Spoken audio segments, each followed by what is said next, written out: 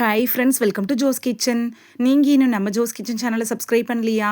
சட்டுன்னு சப்ஸ்கிரைப் பண்ணிவிட்டு லைக் பட்டனையும் ஹை பட்டனையும் தட்டி விட்டுட்டு வாங்க வீடியோக்குள்ளார போகலாம். முருங்கைக்கீரை சாப்பிட்றதுனால நமக்கு கிடைக்கக்கூடிய ஆரோக்கிய நன்மைகள் என்னென்ன அப்படின்னு இந்த வீடியோவில் பார்க்க போகிறோம்.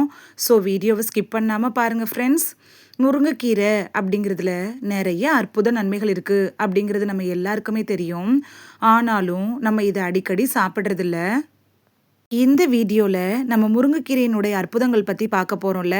இதுக்கப்புறமாவது நீங்கள் முருங்கைக்கீரையை அடிக்கடி சமைச்சு சாப்பிட்டு பலன் பெறுவீங்க அப்படின்னு நம்புகிறேன். முருங்கைக்கீரையில் ஊட்டச்சத்துக்கள் அதிகமாக இருக்குது, ஆன்டி ஆக்சிடென்ட்ஸ் கூட இருக்குது, திசுக்களை பாதுகாக்குள்ள அந்த மூலக்கூறுகள் இருக்குது, சூப்பர் உணவு அப்படின்னு கூட இந்த முருங்கைக்கீரையை சொல்லலாம். சர்க்கரை நோய், இதய நோய், இரத்த சோகை, மூட்டு அலர்ஜி, கல்லீரல் நோய்கள், சுவாச பிரச்சனைகள், சரும பிரச்சனைகள், ஜீரண கோளாறுகள் இப்படின்னு பல நோய்கள் வராமல் தடுக்கிறதுல முருங்கைக்கீரை ஒரு பெஸ்ட் சாய்ஸாக இருக்குது.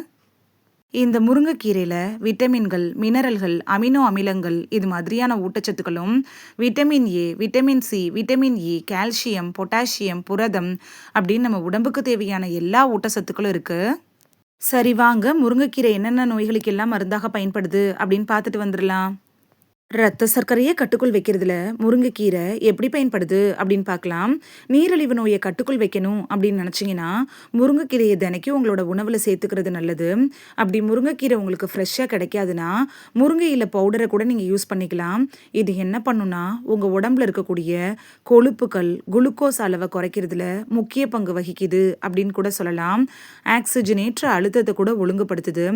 ரத்தத்தில் சர்க்கரை, கொழுப்போட அளவை குறைச்சி செல்கள் சேதம் அடைகிறதுக்கு எதிரான பாதுகாப்பை மேம்படுத்துது. வீக்கத்தை தடுக்கிறதுல முருங்கைக்கீரை எப்படி பயன்படுது அப்படின்னு பார்க்கலாம். வீக்கத்துக்கு எதிராக செயல்படுற தன்மை இந்த முருங்கைக்கீரைக்கு இருக்கு. நாள்பட்ட வியாதிகள் அப்படின்னு சொல்லக்கூடிய சர்க்கரை நோய், சுவாச பிரச்சனைகள், இதய நோய், உடல் பருமன் இது மாதிரியான பிரச்சனைகள் வராமல் தடுக்கிறதுக்கும் முருங்கைக்கீரை அப்படிங்கிறது பெஸ்ட் சாய்ஸாக இருக்கும்.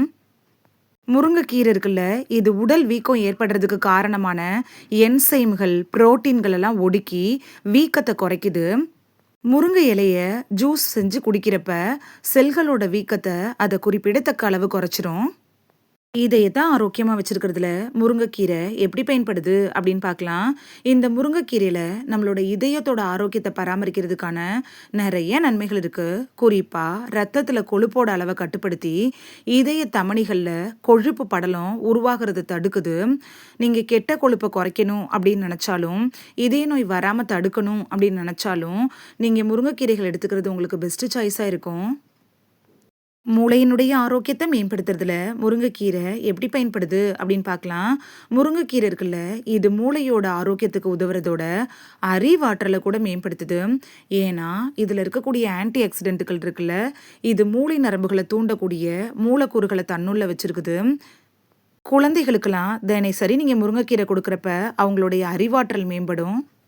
இந்த வீடியோவில் டெய்லி முருங்கைக்கீரை சாப்பிட்றதுனால நமக்கு கிடைக்கக்கூடிய ஆரோக்கிய நன்மைகள் என்னென்ன அப்படின்னு தான் பார்த்தோம்.